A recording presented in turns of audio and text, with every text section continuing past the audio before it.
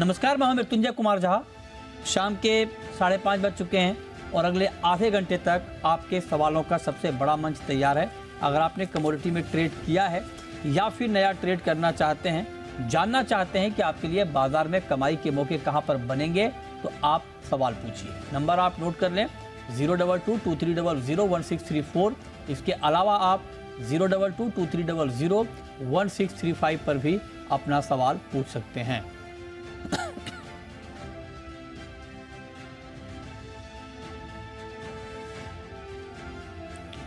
और आज की चर्चा में हमारे साथ खास मेहमान जुड़े हैं।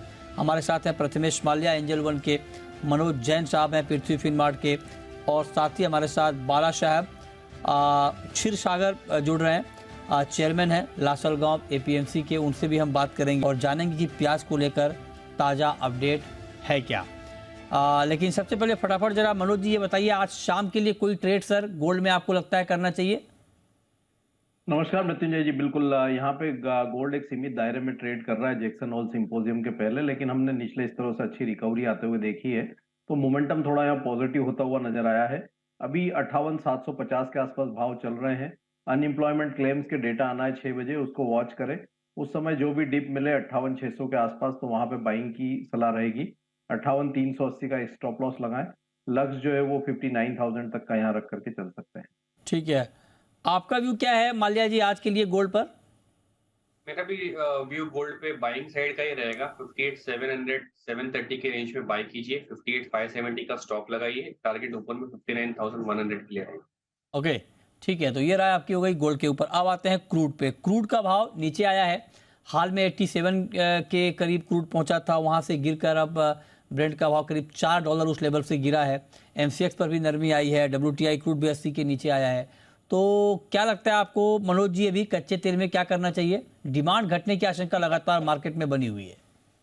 बिल्कुल मृत्युंजय जी, 3 बड़े कारण है। एक तो यहाँ पे जो कल फ्लैश मैन्युफैक्चरिंग PMI के नंबर्स आए थे, चाहे वो यूएस के हो, यूरोप के हो या यूके के, वो डिसअपॉइंटिंग थे। साथ ही चाइना की डिमांड को लेकर के कंसर्न है, और यूएस के जो उत्पादन है वो रिकॉर्ड लेवल पर पहुंचता हुआ नजर आया है, तो जिसके चलते यहाँ मुनाफा वसूली देखने को मिल रही है। थोड़ी और जो है यहाँ पे कंटिन्यूटी देखने को मिल सकती है मुनाफा वसूली में। 6,400 तक के स्तर एक बार यहाँ आ सकते हैं, तो उछाल में यहाँ बेचने की सलाह रहेगी। 6,570 6,580 के स्तर मिले तो वहां बिकवाली करें। 6,655 का स्टॉप लॉस लगाएं। लक्ष्य नीचे में 6,400 तक का रख सकते हैं। ओके, ठीक है, तो ये राय आपकी हो गई क्रूड पे। मेरे ख्याल से कॉपर में बाय करना चाहिए 733 पर। 730 का स्टॉप लगाना चाहिए। टारगेट 739 पे रखना चाहिए। अच्छा, ओके, आपके पास कोई कॉल मेटल पे मनोज जी?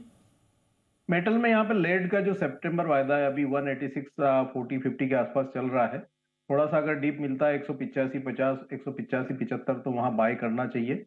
184.50 का एक स्टॉप लॉस लगाएं। लक्ष्य ऊपर में 188 से 189 तक का रख सकते हैं। ठीक है, तो ये राय आपकी हो गई मेटल के ऊपर, इस पर आप नजर रखिए। नेचुरल गैस पर माल्या जी आपका क्या अपडेट है, अभी क्या करना चाहिए वहां? बाय करना चाहिए। 200 का रेंज नीचे वाला है और ऊपर वाला रेंज 230 का है, बट मेरे ख्याल से इस बार पॉसिबिलिटी है कि 200 के नीचे भी चले जाए, तो पॉसिबिलिटी सेल करना चाहिए 207 पे। 214 का स्टॉप रहेगा। नीचे में टारगेट 192 के लिए रहेंगे। ओके, ठीक है, तो इस पर आप नज़र रखिए। लेकिन अब आपको बताते हैं, क्योंकि महंगाई को लेकर इस वक्त बहुत चर्चा हो रही है, तो आगे महंगाई को लेकर सरकार की क्या प्लानिंग है, क्योंकि आगे त्योहारों का सीजन है। आज इस पर हमने बात की है, एक्सक्लूसिव बातचीत की है consumer affairs secretary Rohit Kumar Singh से। आइए आपको सुनाते हैं। सबसे पहला सवाल रोहित जी आपसे ये होगा, चूंकि प्याज पर आप लोगों ने कदम उठाए, 40% की ड्यूटी लगाई, उसके बाद नासिक जो कि प्याज का सबसे बड़ा हब है, वहां पर कारोबारियों ने, किसानों ने हड़ताल की थी। अब वो हड़ताल खत्म हो गई है, तो उम्मीद की जा रही है कि प्याज की सप्लाई बढ़ेगी। आप लोगों ने भरोसा दिया कि हायर प्राइस पे आप परचेज करेंगे किसानों से। क्या प्याज पर जो ड्यूटी रोल बैक करने की मांग हो रही थी किसानों की तरफ से, कारोबारियों की तरफ से, उस पर कुछ पुनर्विचार होगा सर? नहीं, उस पर कोई पुनर्विचार नहीं होगा। यह बहुत ही सोच समझ के बाद लिया गया फैसला है, और यह किसानों के भी हित में है। यह उनको कल समझाया गया, इसी वजह से वो स्ट्राइक भी समाप्त हुई है।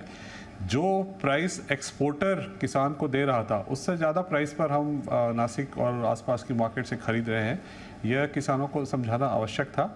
और आपको यहाँ मैं बताना चाहूँगा कि सरकार की हमेशा से ये प्राथमिकता रही है कि किसान का जो हित है वो सर्वोपरि है, मतलब that is the top most priority, और उसके बाद बाकी चीज़ें हैं। तो सरकार कभी भी कोई ऐसा कदम नहीं उठाएगी जिससे किसानों के हित पे कोई एडवर्स प्रभाव पड़े। दालों पर आपकी कोई नई प्लानिंग है सर, दालों की महंगाई को रोकने के लिए? देखिए, दालों की जो ओवरऑल अगर हम बात करें हिसाब, तो भारत में लगभग 280 लाख टन दालों की खपत होती है और लगभग 270 से 275 lakh ton depending on the year उसका प्रोडक्शन होता है, उत्पादन होता है। तो मोटा मोटा जो अगर कुल संख्या लें तो भारत आत्मनिर्भरता के लगभग नज़दीक है। लेकिन जो दालों का कॉम्पोजिशन है, जैसे चना, मसूर, उड़द, तुअर, इनके जो परसेंटेजेस हैं उसमें खपत और उत्पादन दोनों में फ़र्क रहता है।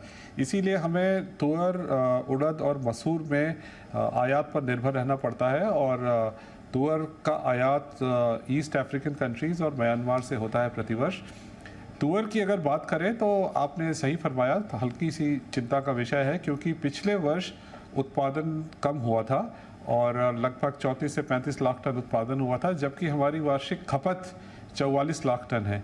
तो ये जो फ़र्क है 44 लाख टन और 34-35 में लगभग 10 लाख टन के आसपास, उसके लिए हमें विदेशी उत्पाद पर निर्भर रहना पड़ता है।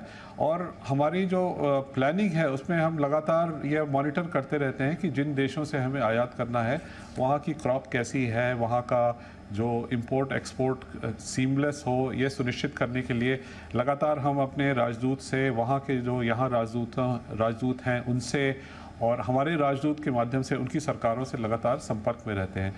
तो और जहाँ तक बुआई का प्रश्न है, तुअर की बुआई जो हमारे पास आंकड़े आ रहे हैं वो लगभग पिछले वर्ष के समान ही होंगे अंत में। अभी थोड़ा सा सीज़न बचा हुआ है। उड़द में ज़रूर हल्की सी कमी है एरिया में पिछले वर्ष की तुलना में, पर ओवरऑल ऐसी कोई ख़ास चिंता की बात नहीं है। और दालों की कीमतें थोड़ी सी बढ़ी हुई हैं, स्पेशली उड़द की। अगर बाकी दालें देखें तो चना लगभग उसी स्तर पर है, मसूर तो पिछले साल से कम ही है, उड़द भी लगभग 6-7% ज़्यादा है। इसमें हमें यह भी देखना होगा कि इनकी जो MSP, क्योंकि आपने किसानों की बात करी, जो मिनिमम सपोर्ट प्राइस है वो भी बढ़ी है और किसान को उसी अनुसार ज़्यादा कॉम्पनसेशन मिलता है। तो अगर MSP की बढ़ोतरी को एक बार हम उसमें से हटा दें तो तुअर के अलावा किसी अन्य दाल में कोई चिंता का विषय नहीं है और स्थिति पूरी नियंत्रण में है। ओके, तो स्थिति नियंत्रण में है और ये रोड मैप है महंगाई को लेकर सरकार का। चलिए आगे बढ़ते हैं और अब बात करते हैं कुछ और कमोडिटी की। चलिए हमारे साथ इस बीच बाला साहब क्षीरसागर जुड़ रहे हैं, जो कि लासरगांव APMC के चेयरमैन हैं।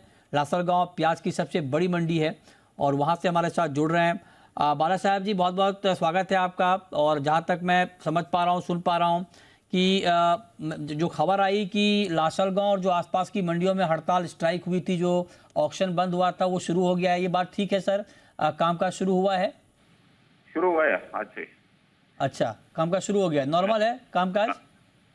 हाँ नॉर्मल है, वैसा नॉर्मल है और थोड़ा बहुत हुआ था लेकिन नॉर्मल हो गया बाद में। फिर नहीं, आज हमें ये जानकारी भी मिली बाद में कि वहाँ पर किसान प्याज लेकर आ तो रहे हैं लेकिन कारोबारी खरीद नहीं रहे हैं, ये बात ठीक है?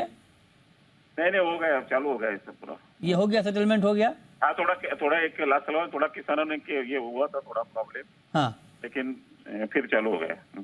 अच्छा, फिर चालू हो गया है। अच्छा, अभी आज हमने कंज्यूमर अफेयर्स सेक्रेटरी का इंटरव्यू किया था। मैंने अभी आपसे जब मेरी बात हो रही है कुछ ही देर पहले उनका इंटरव्यू हमने अभी दिखाया था और उनसे मैंने पूछा था कि प्याज पर एक्सपोर्ट ड्यूटी वापस लेने का कोई प्लान है क्या, तो उन्होंने कहा कि अभी कोई ऐसा प्लान नहीं है और किसानों से चूंकि हम ऊंचे भाव पर प्याज खरीद रहे हैं, किसानों को कन्विंस किया गया है और किसानों के हित में हम फैसला लेंगे। तो अब आपका रिएक्शन क्या होगा इसके ऊपर? नहीं, अभी किसानों का मांग है, व्यापारी लोगों का मांग है, लेकिन अभी क्या गवर्नमेंट क्या फैसला है कि वैसे भी। तो आप वो डिमांड अभी छोड़ रहे हैं आप सर, ड्यूटी वापस लेने वाली? नहीं छोड़ने रहे, मांग है ना हमारे पास, जो उन्होंने जो दिया है वो हमने गवर्नमेंट के पास भेज दिया है सब। सब मिनिस्टर को। नहीं, आपने क्या भेज दिया है? जो उनकी मांगे की जो 40% जो टैक्स लगाया था वो वापस लेना चाहिए, ऐसा जो किसान की संगठन है उन्होंने भी दिया था, व्यापारी लोगों ने भी दिया था, वो हमने भेजा है बाजार समिति के। तो अभी भी आपको उम्मीद है कि ड्यूटी वापस हो जाएगी? अभी उम्मीद तो है, लेकिन कैसे माल भी अभी मंडी भी चालू रखना चाहिए। हाँ। ऐसा है, माल जो स्टोरेज रहता है वो माल फिर खराब हो जाता है ना थोड़े में। ओके, तो ये बताइए सर कि अभी प्याज की कीमतें क्या हैं? मतलब क्या ये ड्यूटी लगने वाली खबर के बाद दाम गिरे हैं? क्या प्राइस आज कोट हुआ है लासलगांव में? हाँ, कैसा वैसा लेवल पकड़े थोड़ा बहुत तो फर्क पड़ा है, लेकिन अभी कल पता चलेगा कैसा रहेगा रेट। पता चलेगा। आपको क्या लगता है, दाम कुछ गिरेंगे या स्थिर रहेंगे? थोड़ा बहुत असर हो जाएगा ना। अभी नाफेड़ अभी चालू होने वाला है, तो उसके बाद फिर देखेंगे। हाँ। अगर ये महाराष्ट्र सीएम की तरफ से भी एक ट्वीट आया जो मैं पढ़ पा रहा हूँ कि नाफेड के 13 खरीद केंद्र पर खरीद शुरू हो रही है, इसको लेकर क्या अपडेट है? शुरू हो रही है वो अभी बोले कल विल चालू करेंगे ऐसा। अच्छा, तब तो आपका काम हो जाना चाहिए, तो कोई दिक्कत तो नहीं होगी? चालू होने के बाद पता चलेगा ना कैसा रेट में असर पड़ता है। अच्छा, किसानों को भी आपने समझा दिया है कि अभी आंदोलन ना करें? किसानों को समझा दिया कि किसान अभी ऐसा है किसानों में कि किसानों को माल भी बेचना जरूरी है, कुछ माल खराब भी हो रही है। हाँ। और जो अच्छे माल है रुक सकते हैं ऐसा।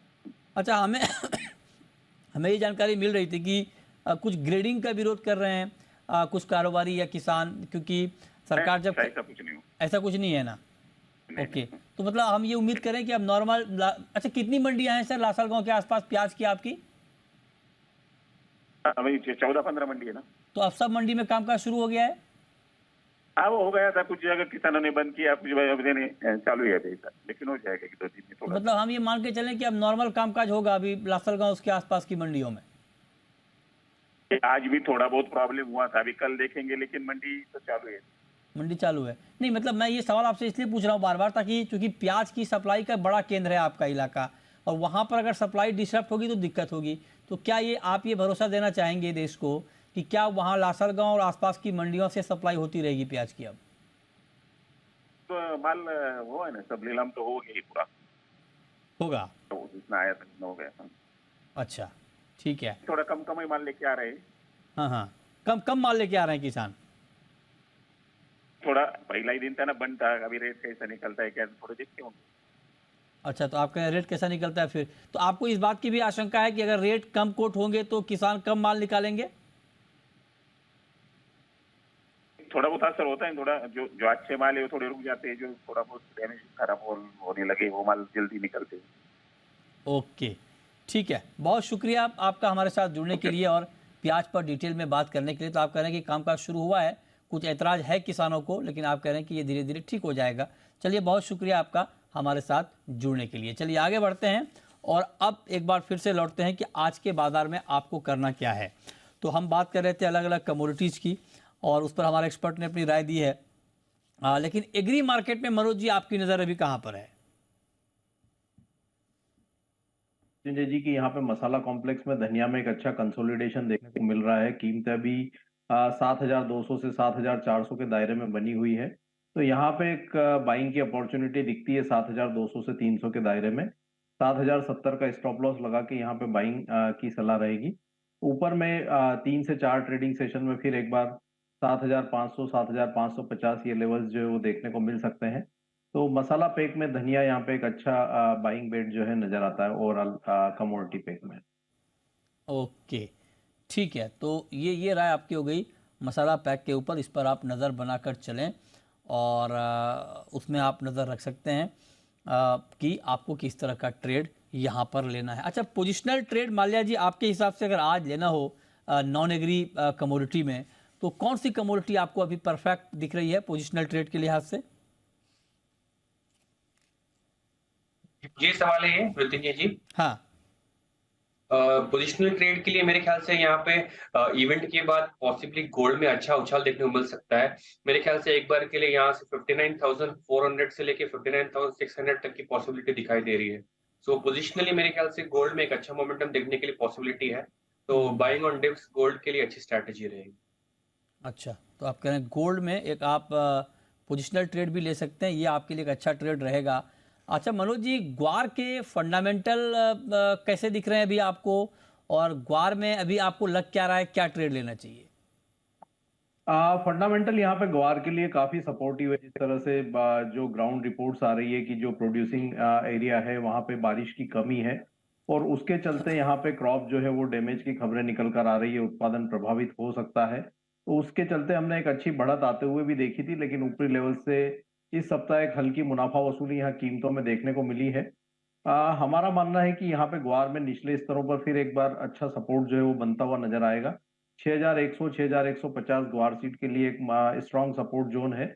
वहीं अगर ग्वारगम की बात करें तो यहाँ भी 12500 से 600 के दायरे में अच्छा सपोर्ट जोन जो है टेक्निकली चार्ट पर दिखता है। तो डिप्स में यहाँ पे 6150 के स्तर मिले तो ग्वार सीट में बाई की सलाह रहेगी। 6040 का स्टॉप लॉस लगाएं। ऊपर में फिर एक बार 6400 तक के जो स्तर है वो देखने को मिल सकते हैं। 6600 एक स्ट्रॉन्ग रेजिस्टेंस बना हुआ है मृत्युंजय जी, उसके ऊपर यहाँ पे 1 से 2 दिन क्लोजिंग बेसिस पर अगर कीमतें सस्टेन होगी तो फिर 7000 से 7200 तक के स्तर देखने को मिलेंगे। तो 6600 के लेवल को यहाँ पे क्लोजली वॉच करके चलना चाहिए। करें कि अच्छी तेजी ग्वार में देखने को मिलेगी, और 7200 का लेवल भी आपको आगे ग्वार में दिख सकता है। ठीक है, चलिए आगे हम अब शुरू करते हैं सवाल जवाब। पहला सवाल है शुभम का, पूछिए शुभम। शुभम आप सुन पा रहे हैं?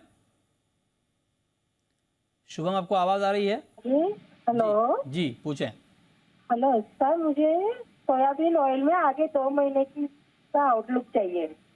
सोयाबीन में आगे 2 महीने का आउटलुक आपको? Soybean edible oil. हाँ मैं समझ गया आपकी बात, सोया ऑयल में आप जानना चाहती हैं। बताइए मनोज जी, क्या लगता है सोया ऑयल में आपको? एक दायरे का ट्रेड यहाँ पे इंटरनेशनल मार्केट में देखने को मिल रहा है मृत्युंजय जी। अपने यहाँ पे भारत में भी फ्यूचर्स मार्केट में सोया ऑयल ट्रेड नहीं होता है, लेकिन अगर मैं सीबीओटी कॉन्ट्रैक्ट की बात करूं तो 60 सेंट से 64 सेंट का दायरा बना हुआ है। तो अभी अगले 1 से 2 महीने यहाँ पे एक दायरे का ट्रेड जो है वो बना रह सकता है। तो बड़ी तेजी की गुंजाइश अभी यहाँ नजर नहीं आ रही है खाने के तेलों में। 64 सेंट पे यहाँ पे एक सीबीओटी जो दिसंबर वायदा है वहां पे एक रेजिस्टेंस देखने को मिलेगा। ओके ठीक है, तो ये राय आपकी हो गई सोया तेल पर कि आपको अभी करना क्या है। आगे बढ़ते हैं और रुख करते हैं, कुछ और कॉलर का रुख करेंगे, कुछ और सवालों के जवाब, कुछ सवाल लेंगे और उसके जवाब हमारे एक्सपर्ट देंगे। लेकिन उससे पहले कैस्टर पर मनोज जी आपका क्या व्यू है? कैस्टर में कोई ट्रेडिंग की अपॉर्चुनिटी इस वक्त है या इस काउंटर से अभी दूर रहा जाए? एक कैस्टर में एक साइडवेज मूव यहाँ देखने को मिल रहा है, तो अभी यहाँ पे कोई ट्रेडिंग की अपॉर्चुनिटी नजर नहीं आती है। एक दायरा जो है हमारा मानना है कि 6150 नीचे में और 6330 ऊपर में ये रह सकता है। लेकिन अभी यहाँ पे ट्रेडिंग के लिहाज से कोई अपॉर्चुनिटी इस कॉन्ट्रैक्ट में नजर नहीं आ रही है। अच्छा, तो आप करें कैस्टर से अभी दूर रहें। 6234 का क्लोजिंग प्राइस है और बहुत ही मामूली गिरावट के साथ आज ये काउंटर बंद हुआ है, तो इस पर आप नज़र रखिए। अब एक सवाल मेरा माल्या जी आपसे ये होगा, आपने कहा कि पोजिशनल ट्रेड के लिए गोल्ड अच्छा है। अगर चांदी कोई लॉन्ग टर्म के लिए खरीदना चाहे इस भाव पर, करंट मार्केट प्राइस के आसपास, आपको लगता है खरीदना चाहिए या अभी थोड़ा वेट करना चाहिए? आई थिंक यही लास्ट वीक में चांदी में काफी अच्छा उछाल आया है, तो आपको अपॉर्चुनिटीज जो है 68 और 70,000 के बीच में काफी अच्छा रिस्क रिवॉर्ड फेवरेबल था। यहाँ पे थोड़ा सा ओवरली प्राइस दिखता है। अपसाइड में मेरे ख्याल से वापस 80,000 तक की पॉसिबिलिटी है, बट बेस्ट बाय रेंज अगर आप मुझे पूछेंगे तो it should be somewhere between 68 और 70,000, जहां पे आपको रिस्क रिवॉर्ड फेवरेबल रहेगा। ठीक है, नेक्स्ट कॉलर आनंद है हमारे साथ छत्तीसगढ़ से। पूछिए आनंद। क्यों पूछ रहा था जी, क्या पूछ रहे हैं सर? किस पर? चना चना चने पर। ओके मनोज जी, क्या व्यू आपका? चने के दाम तो बहुत बढ़े हैं हाल के दिनों में, क्या लगता है आपको आगे? दालों में अभी ट्रेंड पॉजिटिव ही है। अभी यहाँ पे जिस तरह से मजबूती देखने को मिल रही है और आगे फेस्टिवल सीजन का भी डिमांड रहेगा तो मजबूती बनी रह सकती है। ऊपर में 6200 300 वहां तक के जो भाव आना संभावित है मंडी में। तो अभी यहाँ पे अगर पोजीशन है तो उसको होल्ड करके चल सकते हैं। वर्तमान लेवल से भी और 200-300 रुपए की बढ़त यहाँ पे देखने को मिल सकती है। ओके ठीक है, तो इस पर आप नज़र रखिए। आप करें कि और तेज़ी चने की कीमतों में दिख सकती है। आगे बढ़ते हैं और कुछ और कॉलर का रुख करते हैं। एक मैसेज के जरिए एसएमएस किया है कॉलर ने, मुकेश नाम के कॉलर हैं ये दिल्ली से, और इनका ये पूछना है कि दिवाली तक गोल्ड का प्राइस क्या हो सकता है। बताइए माल्या जी। आपकी आवाज नहीं आ रही है, क्या कह रहा पूछा हूँ आपने? एक कॉलर का सवाल है कि दिवाली पर गोल्ड का प्राइस इस बार क्या होगा। दिवाली का मेरे ख्याल से मोमेंटम अच्छा से यहाँ पे तेजी का बना रहना चाहिए। वापस आपको पॉसिबिलिटी है 60,000 के भाव एक बार आप वापस देखने को मिल सकते। ठीक है, अच्छा आपको क्या लगता है मनोज जी दिवाली तक गोल्ड का प्राइस? 61,000 तक यहाँ फिर एक बार दिवाली तक भाव आ सकते हैं मृत्युंजय जी, क्योंकि अच्छा एक कंसोलिडेशन निचले स्तरों पर हुआ है, तो आगे यहाँ पे बढ़त की संभावनाएं दिखती है। एक अच्छी अपॉर्चुनिटी यहाँ पे बाइंग की दिख रही है अगले 2 से 3 महीने के लिए। अच्छा, 2 से 3 महीने के लिए आपको अच्छी बाइंग की अपॉर्चुनिटी दिख रही है, इस पर आप नजर रखिए। अच्छा, अभी आपने ऑयल के बारे में बताया मनोज जी, सोयाबीन की बुआई को देखते हुए इसका प्राइस रेंज अभी आपको क्या लग रहा है आगे? सोयाबीन में जो सोइंग है वो काफी बेहतर थी, और इनफैक्ट जो क्रॉप का कंडीशन है वो भी काफी अच्छा था। लेकिन अभी अगर हम अगस्त महीने की बात करें तो जो स्टार्टिंग का जो 15 डेज का टाइम था उसमें काफी बड़े एरिया में जो है डेफिसिट देखने को मिला है, तो उसकी वजह से थोड़ी सी यहाँ पे जो है उत्पादन में जो है प्रभावित होता हुआ दिख सकता है। तो उसका सपोर्ट आने वाले समय में कीमतों को देखने को मिलेगा। दूसरा, इंटरनेशनल मार्केट में भी निचले स्तरों से एक अच्छी रिकवरी सोयाबीन की कीमतों में देखने को मिली है। तो हमारा मानना है कि अगले 2 से 3 महीनों में यहाँ पे जो डाउन साइड है वो केप्ड रहेगी। 48,000 4800 4900 अच्छा बेस बनेगा, और ऊपर में फिर एक बार 5300 से 5400 तक के स्तर जो है वो देखने को मिल सकते हैं। तो यहाँ पे सोयाबीन में एक अच्छी रिकवरी की संभावना वर्तमान में क्रॉप को देखते हुए नजर आती है। ओके, ठीक है। नेक्स्ट कॉलर हमारे साथ जुड़ रहे हैं मनोज। विपिन, पूछिए विपिन जी। नमस्कार सर जी। नमस्कार, पूछिए। सर मैंने ना गोल्ड बाय की करे हैं कल सर 58,850 में 5। 58,850 में 5 लॉट आपने गोल्ड बाय किया है?